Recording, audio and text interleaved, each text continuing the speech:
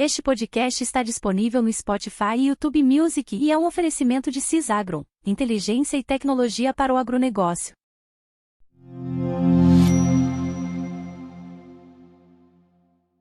Se a gente olhar agora para uma mesa de jantar feita de madeira maciça, sabe? Com aquela superfície assim perfeitamente lisa, sem nenhum nó, Sim. a gente não está olhando só para um móvel. A gente está diante, literalmente, do fantasma de galhos que foram removidos de forma super cirúrgica. Nossa, essa é uma ótima definição. É, tipo, décadas atrás, no meio de uma floresta. Ou então, pega um exemplo mais simples para quem está ouvindo a gente agora. Uma semente esquecida no fundo de uma gaveta. Aquela que todo mundo tem na cozinha, né? Exato. Aparentemente, é só um objeto inerte ali pegando poeira. Mas a realidade biológica da coisa é que se trata de um cofre hermeticamente fechado. Perfeito. Um cofre equipado com sensores de umidade que está ali respirando bem devagarzinho enquanto aguarda o momento exato para despertar. É muito louco pensar nisso, né? Porque é o tipo de processo silencioso que sustenta quase tudo ao nosso redor. Sim. Mas a gente raramente para analisar a fundo. A tendência natural, acho que de todo mundo, é só categorizar o produto final ali nas prateleiras do mercado. Com certeza, a gente só quer saber de comer, né? E aí a gente ignora totalmente a complexidade, tipo, o metabolismo insano que trouxe aquele alimento ou aquele material até ali. E é exatamente por isso que nesta nossa imersão profunda de hoje, a gente vai mergulhar na fitotecnia.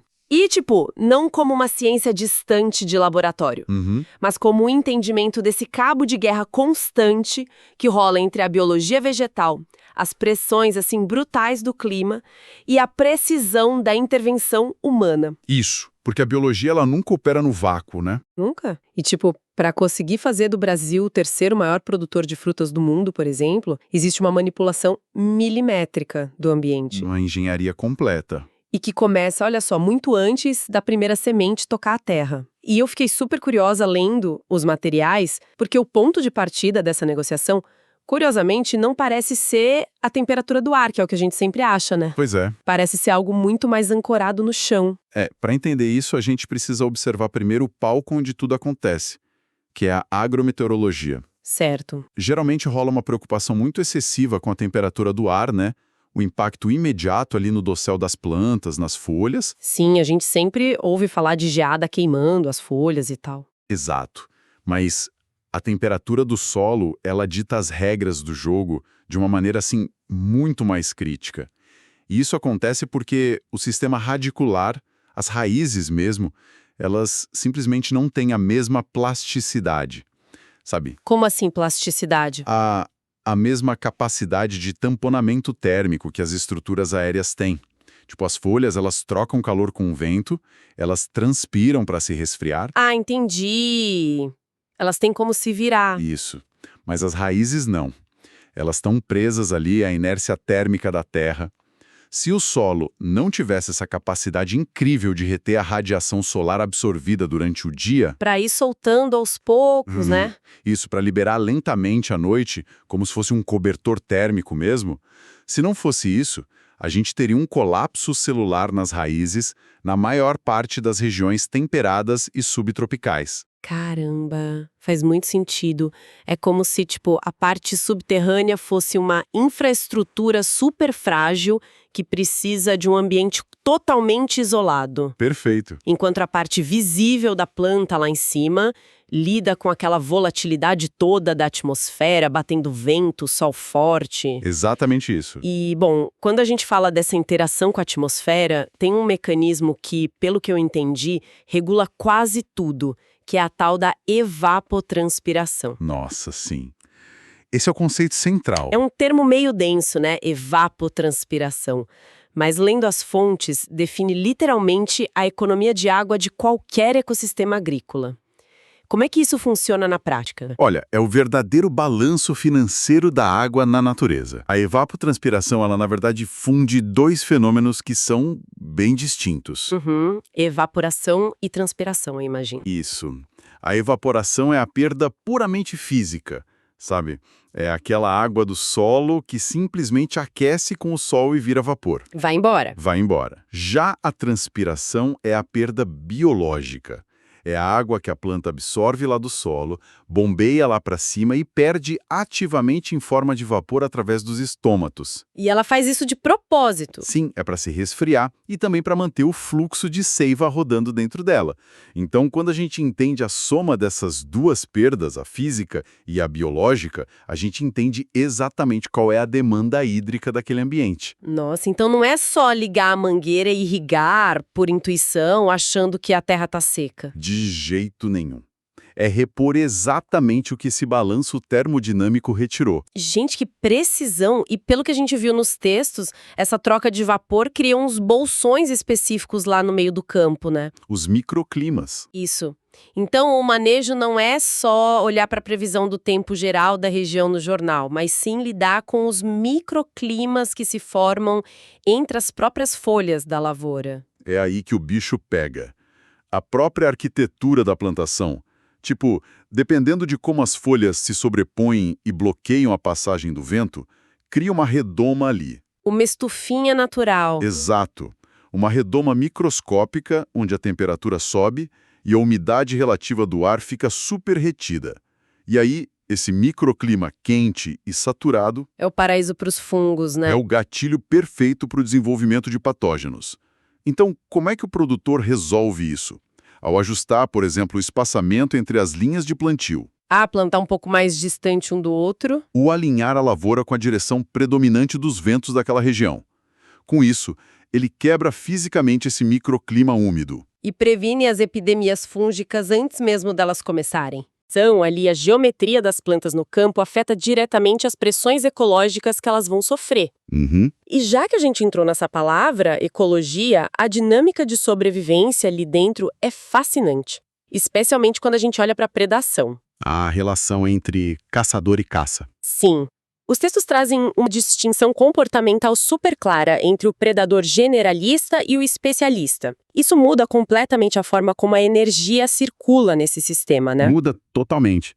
Porque, no fundo, é uma equação de custo-benefício biológico. Como assim? Pensa no predador generalista. Ele adota a estratégia do baixo esforço.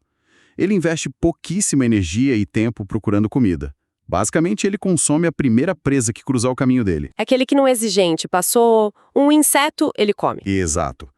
Só que a contrapartida é que o valor nutricional e o aproveitamento metabólico dessa refeição rápida costumam ser meio medíocres. Entendi. É tipo comer um salgadinho no posto de gasolina. É rápido, mas não nutre. Ótima analogia. É bem isso. Já o predador especialista, ele opera no extremo oposto.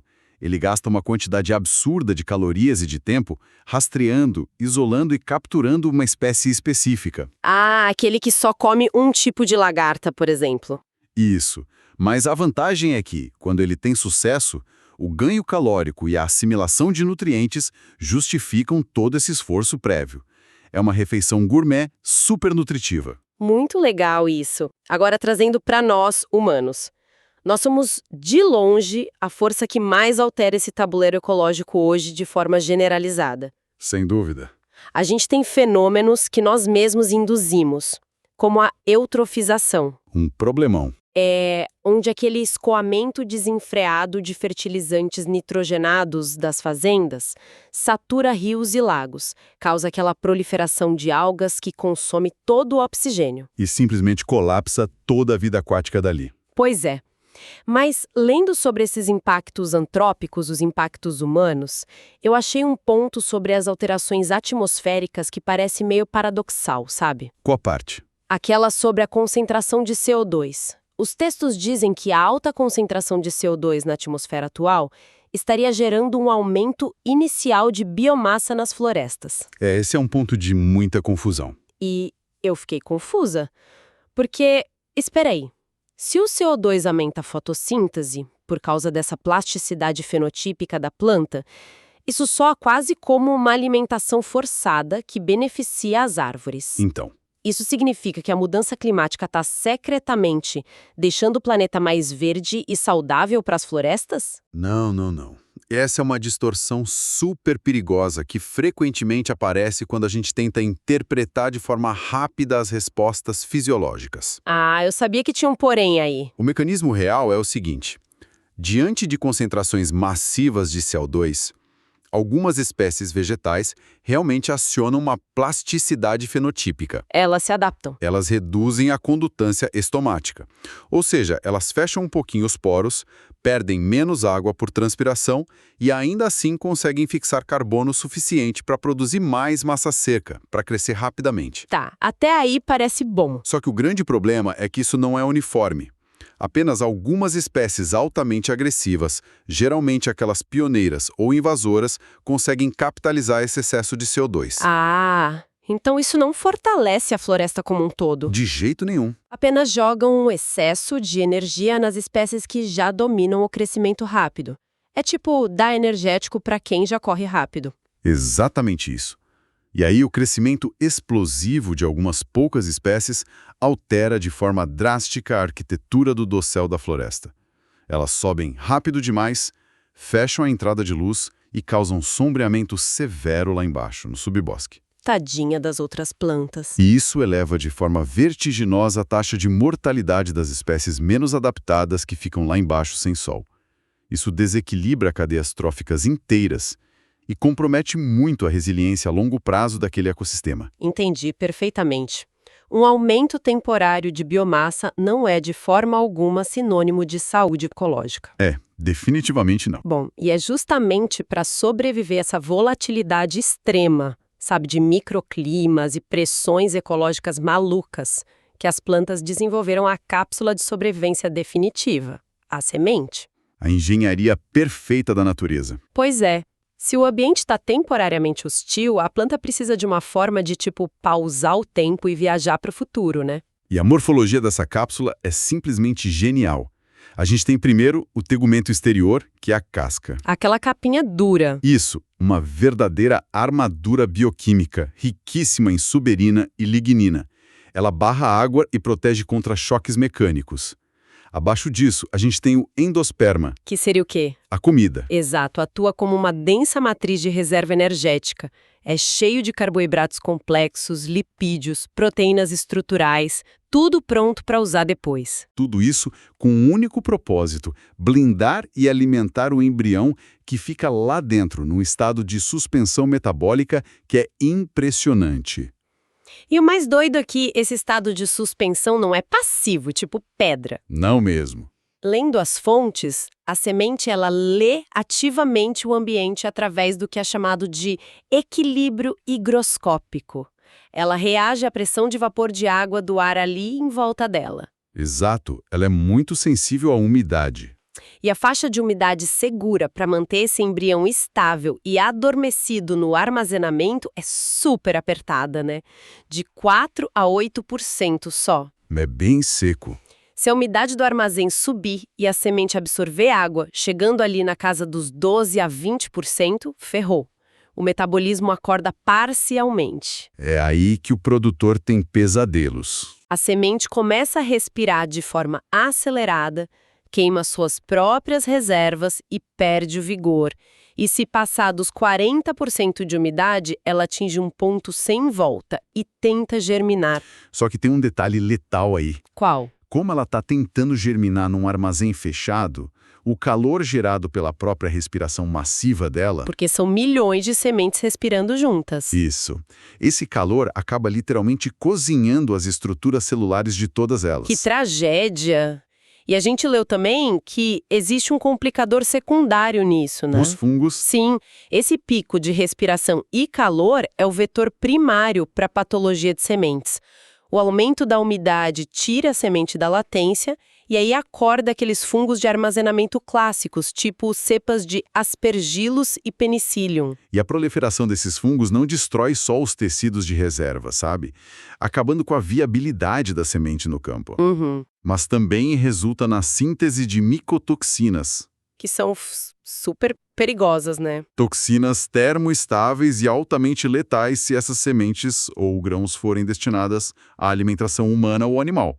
É um risco de saúde pública. Gente, tentando visualizar tudo isso, sabe o que me vem à cabeça? O quê? Me faz pensar num minúsculo astronauta dentro de uma cápsula de voo espacial. Haha. Não, sério. Ele viaja com um compartimento de suprimentos acoplado, que seria o endosperma, a comida ali, Boa. e o traje espacial tem sensores higroscópicos medindo o exterior de forma contínua, enquanto a umidade relativa do ar lá fora não indicar que a atmosfera do planeta é viável para a missão, ele não inicia o processo de despertar. A dinâmica é exatamente essa. É uma analogia perfeita. E a biologia evolutiva rotula esse compasso de espera incrível como dormência. Dormência. E olha, a dormência não é uma falha no sistema, tipo uma semente preguiçosa. É o principal mecanismo de gerenciamento de risco da espécie. Como assim risco? Imagina se os tegumentos não fossem impermeáveis e todas as sementes que caíssem no solo germinassem logo na primeira chuva leve que desce fora de época. Ah, tipo uma chuva no meio da seca. Isso, elas iam brotar, e aí bastaria uma seca de 2 semanas logo na sequência para erradicar toda aquela população, mataria todas as plantinhas recém-nascidas. É verdade, ia morrer de sede. Então a dormência garante que, mesmo sob as mesmas condições externas de sol e chuva, sementes irmãs acordem em meses ou até em anos diferentes. É, literalmente, a diluição temporal do risco de extinção. Nossa, é muito inteligente. Mas, a partir do momento em que a umidade certa quebra a dormência e a gente entra no cultivo comercial da fitotécnica, a regra do jogo muda completamente. Aí o humano entra na jogada. Sim, o gerenciamento de risco evolutivo lá da natureza dá lugar ao ritmo super acelerado da intervenção humana, especialmente quando a gente observa horticultura. A horticultura muito intensa. Trabalha com ciclos de produção curtíssimos, às vezes de semanas ou poucos meses, para tirar ali as hortaliças.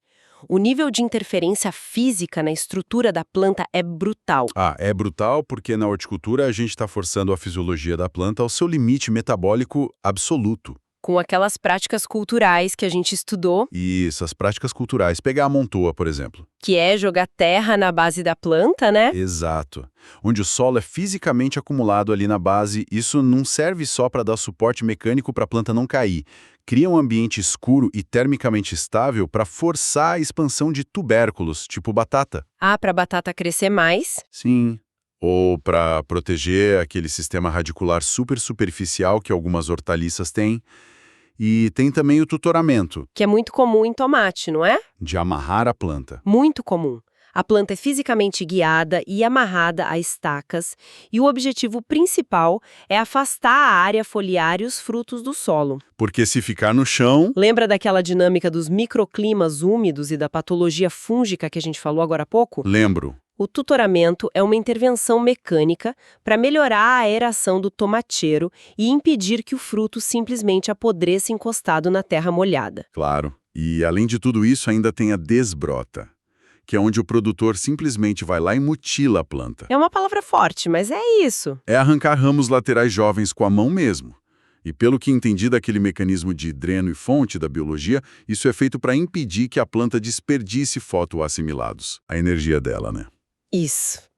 Impedir que ela desperdice energia, criando folhagem inútil, canalizando todo o açúcar e a força direto para o fruto que tem valor comercial. É o foco total no dreno de interesse. Só que a ironia trágica da horticultura é que, após todo esse nível cirúrgico de manejo pesado no campo, a gente esbarra na logística no Brasil. Ah, o calcanhar de Aquiles do nosso agro. O Brasil chega a perder 30% da produção de hortaliças e flores na fase de pós-colheita. 30% é muita coisa. É um absurdo.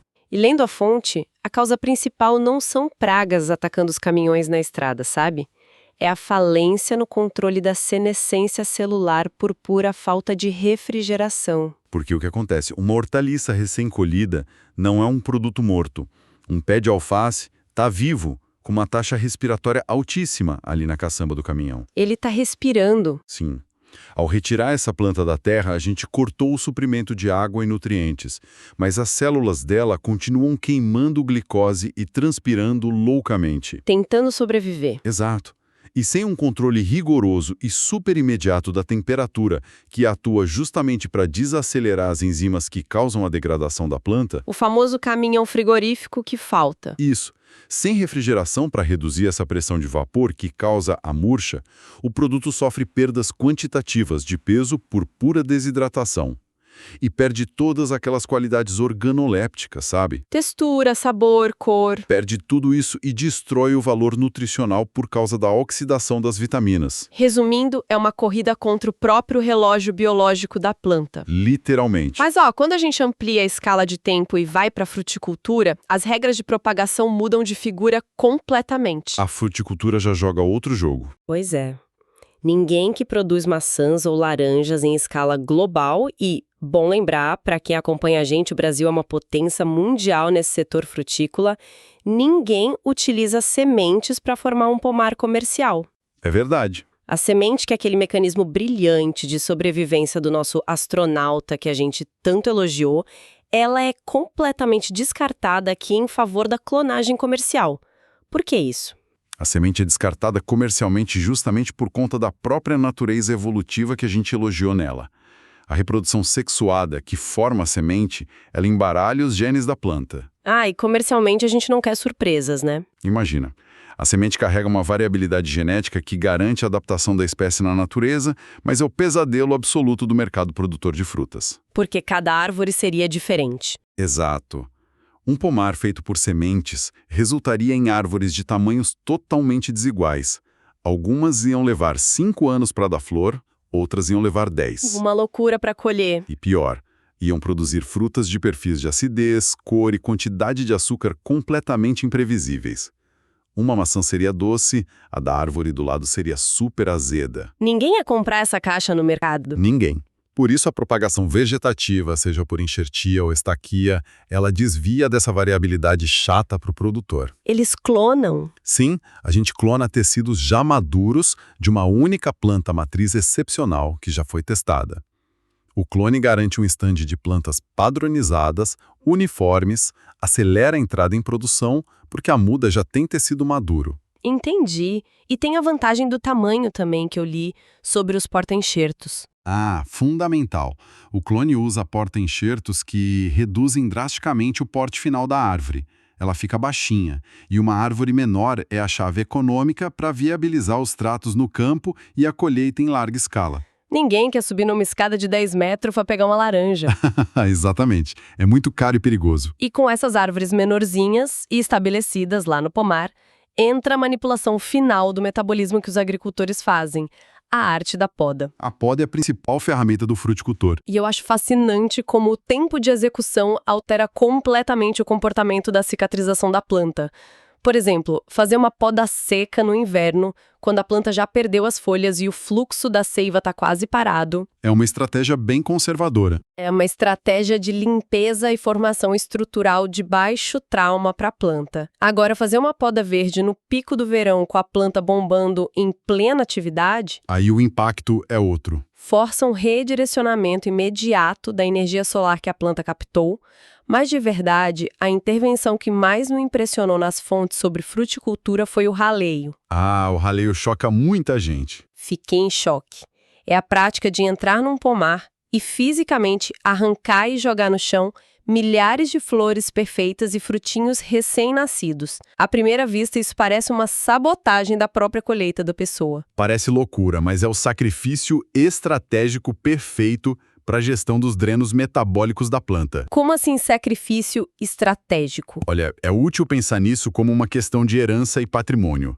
A árvore possui uma quantidade finita, limitada, de energia e de carbono para distribuir ao longo daquela safra. Certo. O açúcar dela é ilimitado. Se ela tentar levar, digamos, 1000 pequenos frutos de uma vez até o amadurecimento, essa energia vai ser muito fracionada. Qual é o resultado? 1000 frutinhos feios e pequenos. Exato. 1000 frutos minúsculos, com pouquíssimo acúmulo de sólidos solúveis, os açúcares, e sem nenhum valor competitivo no supermercado. Ninguém leva. A gente sempre quer a maçã grande, né? Pois é. Então, ao realizar o raleio bem cedinho, arrancando as flores e os frutos em excesso, a gente elimina a maior parte da competição interna daquela árvore. Aquela energia toda sobra. Sim. A mesma quantidade total de recursos metabólicos é redirecionada para um número bem reduzido de drenos, de frutinhos sobreviventes.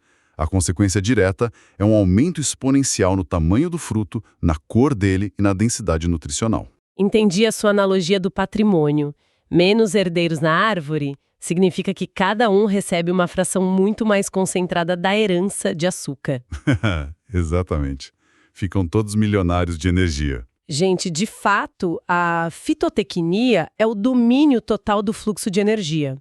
Mas enquanto a fruticultura leva anos, existe uma área que lida com o planejamento ao longo de décadas e até séculos: a silvicultura.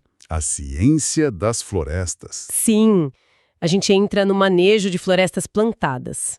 Como se gerencia um sistema radicular gigante e estruturas de madeira que levam, sei lá, 20 anos para fechar um ciclo? O planejamento silvicultural exige uma visão, assim, transgeracional da agronomia. Muitas vezes, quem planta não é quem vai colher. Caramba! E o eucalipto é o grande exemplo, né? O cultivo comercial do eucalipto no Brasil é o nosso melhor laboratório para isso. A eficiência não vem simplesmente de plantar uma árvore, cortar e limpar o terreno. Não. Não. Ela vem do manejo da cepa, que é a base do tronco que abriga as raízes no chão. O toco que sobra. Isso. Quando a colheitadeira florestal corta a tora principal, aquele sistema radicular gigante que está lá embaixo da terra, já supermassivo e ramificado, ele continua vivíssimo. Uhum. E como ele fica sem a parte aérea ali para consumir a energia dele, essas raízes forçam a brotação de dezenas de novos fustes a partir de gemas dormentes que ficam ali na cepa cortada. Brota tudo de novo do mesmo toco. Sim. Aí o silvicultor seleciona só os melhores brotos e o ciclo recomeça ali mesmo. Isso gera cortes comerciais em janelas super eficientes de 7, 14 e 21 anos. Ou seja, uma única implantação inicial suporta quase um quarto de século de produtividade no campo. Uma baita economia e sustentabilidade. Mas essa implantação inicial também está longe de ser pacífica para os produtores.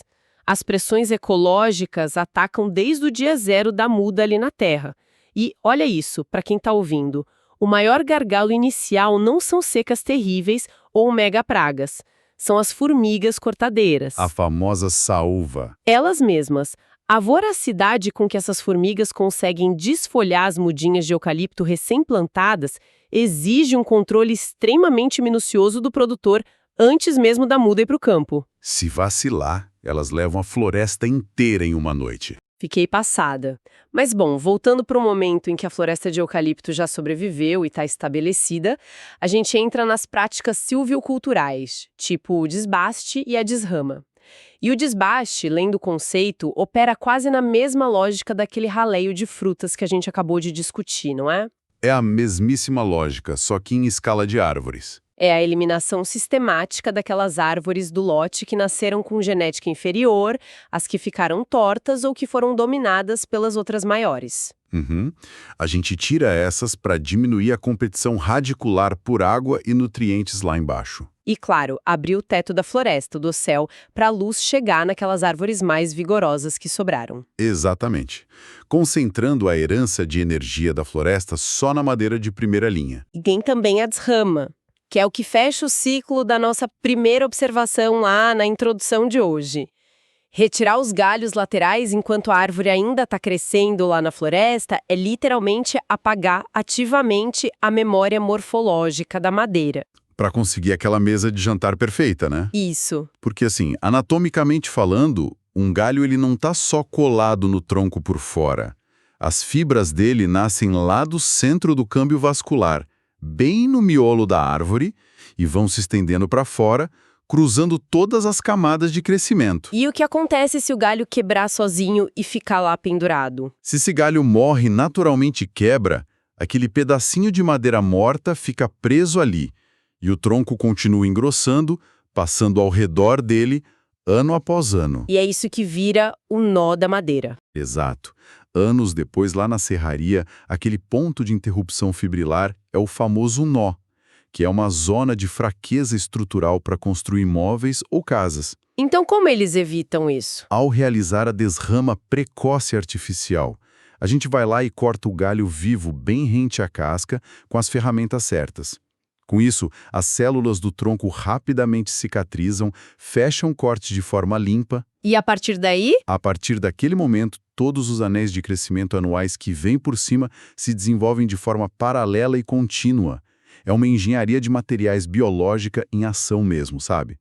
Para obter uma madeira de altíssimo padrão sem marca nenhuma. Muito legal. E um ponto fundamental nisso tudo é que esse domínio técnico maravilhoso que a gente viu não fica restrito só às grandes corporações celulósicas. O material fala muito sobre o conceito de fomento florestal, que altera bastante a dinâmica socioeconômica lá no campo. O fomento é uma das partes mais bonitas da silvicultura brasileira. É uma parceria muito interessante. Estrutura-se uma parceria onde o pequeno ou médio produtor, aquele que possui um pedaço de terra ocioso ou uma área degradada que não serve mais para pecuária, ele recebe as mudas clones de alta qualidade e todo o suporte técnico silvicultural da empresa. Sem custo inicial absurdo. Pois é, ele integra essa florestinha na sua matriz de renda familiar e a indústria parceira garante que vai comprar e absorver aquela madeira madura dele lá no final da década por um preço justo. O que resulta num ganho ecológico em cascata gigantesco para a região. Com certeza. Porque, ao viabilizar economicamente plantios florestais nessas áreas já antropizadas e degradadas, a gente retira completamente a pressão de extração predatória em cima das florestas nativas originais. Ninguém vai precisar cortar árvore velha na Amazônia para fazer estaca. Exato, e ainda promove a fixação de carbono a longo prazo no solo e nesta nova madeira. É o princípio ativo do uso múltiplo do solo e da conservação super inteligente. É de fato impressionante observar o arco completo que a biologia vegetal percorre e como nós, humanos, aprendemos a interagir com ela na fitotecnia. É uma jornada e tanto. Nós passamos daquela termodinâmica invisível do solo e da física da evapotranspiração para entender o ambiente da fazenda. Estudamos as pressões severas de sobrevivência e a competição ecológica que forçaram a evolução de um cofre complexo como a semente. A nossa cápsula espacial. Vimos o metabolismo ser levado ao limite absoluto na horticultura, com ciclos rápidos e pé de tomate amarrados e mutilados só para concentrar energia. Ou as fruteiras clonadas sacrificando milhares de flores só para garantir maçãs mais doces. E por fim, descansamos na sombra da silvicultura, orquestrando o crescimento daquela madeira perfeitamente limpa ao longo das décadas. Para mim, fica claro que a fitotecnia não é jardinagem em larga escala de jeito nenhum.